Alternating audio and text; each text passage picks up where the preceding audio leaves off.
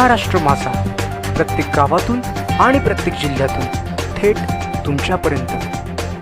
कर्जतचं काँक्रिटीकरण, रस्त्यालगत भिंत बांधकाम, साईडपट्टी गायब, अपघातांचा धोका वाढला। कर्जत चौक ते पनवेल मुंबई महामार्गावरील रस्त्याचे काँक्रिटीकरणाचे काम सध्या अंतिम टप्प्यात आलेलं आहे। अब्जावधी रुपये खर्च करून हा रस्ता तयार करण्यात आल्याने पनवेल आणि मुंबईकडे जाणाऱ्या नागरिकांना मोठा दिलासा मिळाला आहे।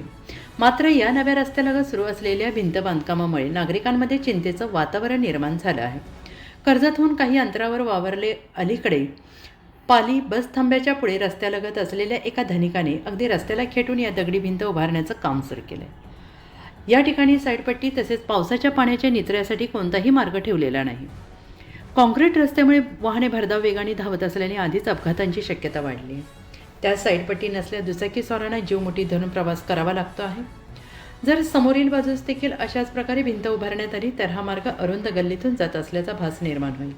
परिणामी भरधाव वाहनांचे अपघात होण्याची दाट शक्यता नागरिकांकडून व्यक्त होण्याची भीती व्यक्त केली जाते आहे। विशेषतः दुचाकी चालकांना याचा मोठा फटका बसू शकतो। मात्र अधिकारी याकडे जाणीवपूर्वक आर्थिक हेतू पुरस्सर हातमिळवणी करून दुर्लक्ष करत असल्याचं निदर्शनास येत आहे। दरम्यान याच मार्गावर दिनांक 11 रोजी एसटी बस आणि एटिर्गा कार यांच्यात झालेल्या भीषण अपघातात कार चालक मृत्यूशी झुंज देतोय। यापूर्वी या रस्त्यावर अनेक अपघात झाले आहेत। सार्वजनिक बांधकाम विभाग तसेच पनवेल तसेच MSRDC यांच्या माध्यमातून रस्त्याचं काम सुरू आहे।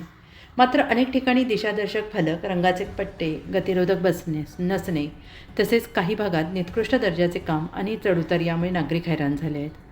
या गंभीर प्रश्नाकडे शासन आणि संबंधित विभागांनी तातडीनं लक्ष देऊन योग्य तो निर्णय घ्यावा अशी मागणी नागरिकांकडून केली जाते आहे। महाराष्ट्र माझासाठी जगदीश दगडे, रायगड, कर्जत। महाराष्ट्र माझाला सबस्क्राईब करा आणि बाजूचा बेल आयकॉन प्रेस करून मिळवा आपल्या परिसरातील ठळक आणि ताज्या घडामोडी।